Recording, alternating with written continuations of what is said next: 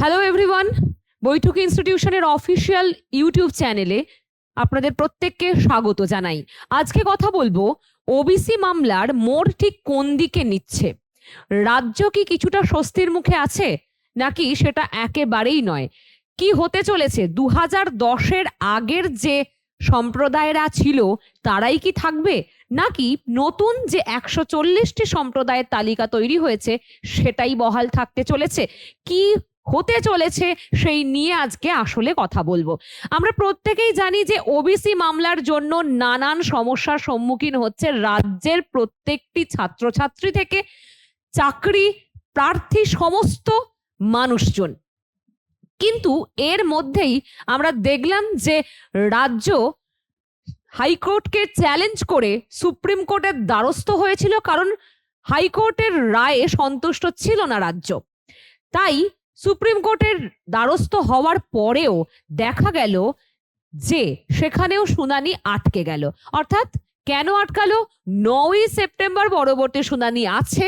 কারণ হলো সেই দিনের যে তালিকা ছিল মামলার তালিকা, সেই মামলার তালিকায় ওবিসি মামলা এসে পৌঁছায়নি। তাই 9ই সেপ্টেম্বর আবার পরবর্তী শুনানি হবে ওবিসি মামলার। কিন্তু এর মাঝখানে আরেকটা সমস্যা তৈরি হয়েছে, সেটা আমরা একটু দেখে নিই বোর্ডে।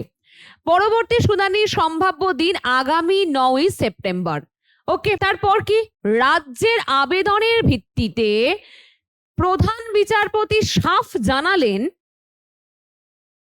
যে সময় মামলাটি তালিকায় রয়েছে ঠিক সেই সময়ই শুনানি হবে। অর্থাৎ যেই সময় মামলাটি যে তালিকায় আছে সেই সময় যখন আসবে তা সেই সময় অনুযায়ী আবার পরবর্তী শুনানি হবে, এটা বিচারপতি জানাচ্ছেন, সুপ্রিম কোর্টের বিচারপতি।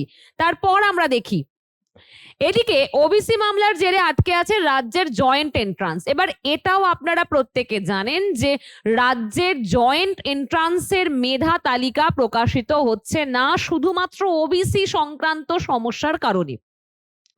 আমরা এই একই সমস্যার সম্মুখীন হয়েছিলাম এসএলএসটি পরীক্ষার ক্ষেত্রেও। তারপর আমাদের কিছুটা স্বস্তি মিলেছিল, কারণ আমরা দেখলাম ওবিসিদের OBC A, OBC B category wise যে এডিট অপশন এসেছিল। কিন্তু জয়েন্ট এন্ট্রান্সের মেধা তালিকা প্রকাশ না হওয়ার জন্য তারা হাইকোর্টের দ্বারস্থ হয়, অর্থাৎ হাইকোর্টে কেস করে, মামলা দাখিল হয়। সেই কারণে দেখা যায় যে পরবর্তী সময়ে হাইকোর্টের বিচারপতিরা কি বলছেন, এখানেও একটা জটিলতা তৈরি হয়েছে। কারণ হাইকোর্টের বিচারপতিরা, বিচারপতি কৌশিক চন্দ্র একেবারেই মানতে নারাজ নতুন ওবিসি তালিকা।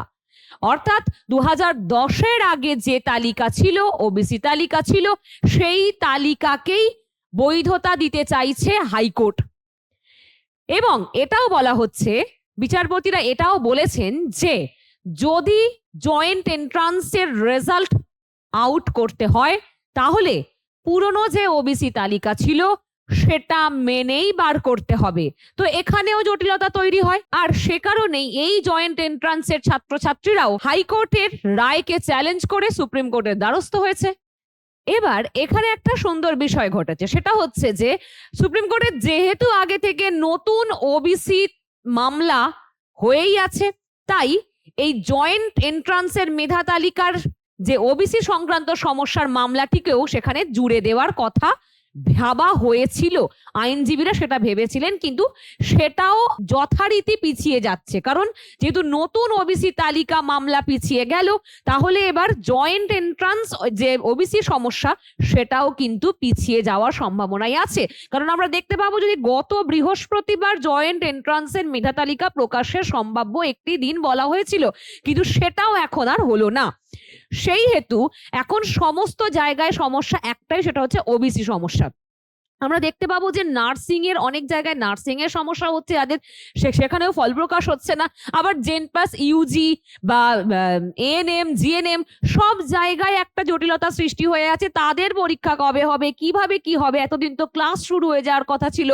সব জায়গাতেই জটিলতা তৈরি হয়েছে এবং কলেজ ইউনিভার্সিটিও কিন্তু এর বাইরে নেই। আরেকটু দেখি আমরা, নার্সিং সহ একাধিক পরীক্ষার ফল প্রকাশে ব্যাঘাত। তারপর গত বৃহস্পতিবার রাজ্যে জয়েন্ট এন্ট্রান্সের ফল ঘোষণা হবে বলে জানানো হয়েছিল, কিন্তু সেখানেও সমস্যা তৈরি হয়েছে। ওবিসি সংক্রান্ত জটিলতার কারণে সেই ফল প্রকাশ নিয়ে অনিশ্চয়তা তৈরি হয়েছে, স্বাভাবিক, যেটা আমি এক্ষুনি বলছিলাম। হাইকোর্টে জয়েন্ট এন্ট্রান্স বোর্ডের মামলায় নতুন ওবিসি তালিকা, এবার এই যে নতুন ওবিসি তালিকাকেই হাইকোর্ট কোনোভাবে মান্যতা দিতে চাইছে না। যেটা 140টি সম্প্রদায়ের তালিকা, সেটাতে হাইকোর্ট মান্যতা দিতে চাইছে না, তাই এত সমস্যা তৈরি হচ্ছে।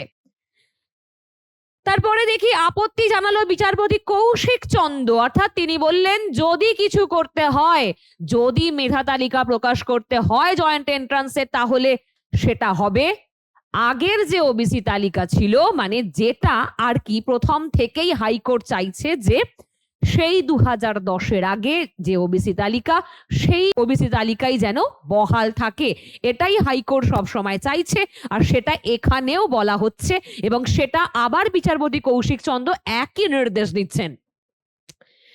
আরো বেশ কিছু পরীক্ষার ফলাফল ঘোষণা নিয়েও জটিলতা দেখা যায় অবশ্যই, কারণ সব জায়গাতেই আমরা দেখি যে এই ওবিসি সংক্রান্ত যদি সমস্যার সমাধান না হয়, তাহলে রাজ্যের নানান জায়গায় নানান শিক্ষার বিষয়ে হোক, চাকরির বিষয়ে হোক, ইন্টারভিউয়ের বিষয়ে হোক, সব জায়গাতেই কিন্তু একটা ভয়ঙ্কর জটিলতা দেখা দেবে এবং সময়ের পর সময় বেড়েই যাবে, কিন্তু আসলে কাজটা হবে না।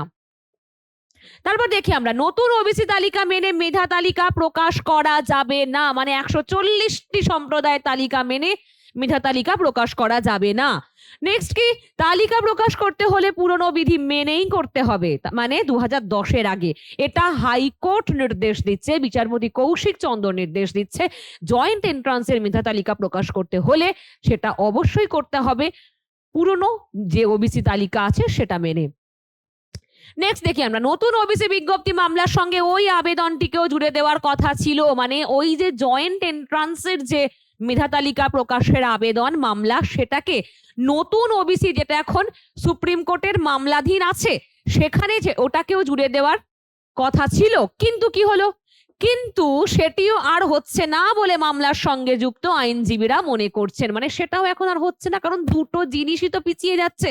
নতুন ওবিসি তালিকা প্রকাশ বা নতুন ওবিসি তালিকার মামলা যেটা সুপ্রিম কোর্টে এখনো আছে বিচারাধীন, সেটা যদি পিছিয়ে যায় তাহলে এটাও পিছিয়ে যাচ্ছে, সুতরাং সমস্যা কিন্তু বাড়তেই থাকছে।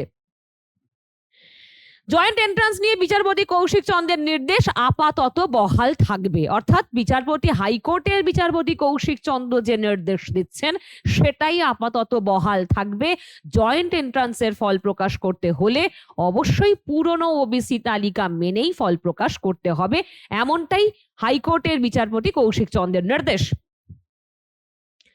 বিচারপতি চন্দ্র জয়েন্টের নতুন প্যানেল প্রকাশের জন্য 15 দিন সময়সীমা বেঁধে দিয়েছে, অর্থাৎ এই 15 দিন সময়সীমা যে বেঁধে দিয়েছে তার মধ্যে জয়েন্টের নতুন প্যানেল প্রকাশ করার টাইম দেয়া হয়েছে 15 দিন মাত্র। এই 15 দিনের মধ্যে নতুন প্যানেল প্রকাশ করতে পারে, কিন্তু পারলেও অবশ্যই পুরনো ওবিসি তালিকা মেনেই করতে হবে। এবারে একটা বিষয় আসি, তাহলে কোন দিকে যেতে পারে এই ওবিসি মোড়, এটা আসল কথা। জয়েন্ট এন্ট্রান্সের ফল প্রকাশ দেখি, এসএলএসটি দেখি, নানান পরীক্ষার বিজ্ঞপ্তি দেখতে পাচ্ছি, পাশাপাশি চাকরির নিয়োগ দেখছি, সব কিছুতেই একটা সমস্যা, ওবিসি সমস্যা। তাহলে কি হবে? তাহলে 9ই সেপ্টেম্বর কি হতে চলেছে, এটা একটা বড় প্রশ্ন, কারণ হাইকোর্ট সম্পূর্ণ তার যে রায় 2010-এর আগের যে ওবিসি তালিকা ছিল সেটাকেই মান্যতা দিতে চাইছে। তাহলে সুপ্রিম কোর্টের নতুন রায়ে কি আসবে? 7% সংরক্ষণের হার নাকি 17% সংরক্ষণের হার?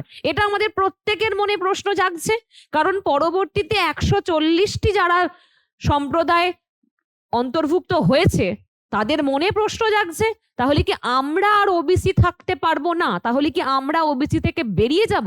এই প্রত্যেকটা প্রশ্ন কিন্তু থেকে যাচ্ছে। যেহেতু আমরা দেখলাম হাইকোর্ট অন্য একটি কথা বলছে, তার যুক্তি প্রসঙ্গ আছে, আবার সুপ্রিম কোর্ট এখনো পর্যন্ত কিছুই বলেনি। এই দুটোর মাঝখানে পিষে যাচ্ছে রাজ্যের মানুষজন। তাই আমরা অবশ্যই দেখব যে 9 সেপ্টেম্বর কি হতে চলেছে। সম্ভাব্য শুনানি, আগামী শুনানি আছে 9 সেপ্টেম্বর, প্রায় এক মাসের কাছাকাছি। এতটা সময় চলে যাবে, একটা শুনানির আমরা রায় হয়তো শুনতে পাবো। কিন্তু আমাদের ধৈর্য একটু ধরতে হবে। যদি ঠিকঠাক তথ্য প্রমাণ থাকে, ঠিকঠাকভাবে পর্যবেক্ষণ করা হয়, রাজ্য যদি সেই নথি তথ্য পেশ করতে পারে সুপ্রিম কোর্টের কাছে, তাহলে অবশ্যই 140টি সম্প্রদায় মান্যতা পাবে। না হলে অবশ্যই 2010-এর আগে 66টি সম্প্রদায়কেই আবারও মান্যতা দেবে হয়তোবা সুপ্রিম কোর্ট। এখন সবটাই নির্ভর করছে রাজ্যের কাছে কতটা যুক্তি, প্রমাণ, তথ্য, নথি কি আছে তার উপর, এবং কিভাবে পর্যবেক্ষণ হয়েছে তার প্রামাণ্য নিদর্শন। যদি সেটা থাকে তাহলে অবশ্যই আমরা দেখব সুপ্রিম কোর্টও এই রায় দেবে যে নতুন করে যে 140টি সম্প্রদায় এখন বৈধতা পেয়েছে তারাও হয়তো বৈধ থাকবে, আর না হলে সেটা থাকবে না। দেখবো কি হয়। আর অবশ্যই আমি সমস্ত খবর আপনাদেরকে দেওয়ার চেষ্টা করব সবার আগে এবং সঠিকভাবে। তাই চ্যানেলটিকে সাবস্ক্রাইব করে রাখুন এই রকম সমস্ত খবর যদি আপনার সাহায্যে লাগে। ভালো থাকবেন, ধন্যবাদ।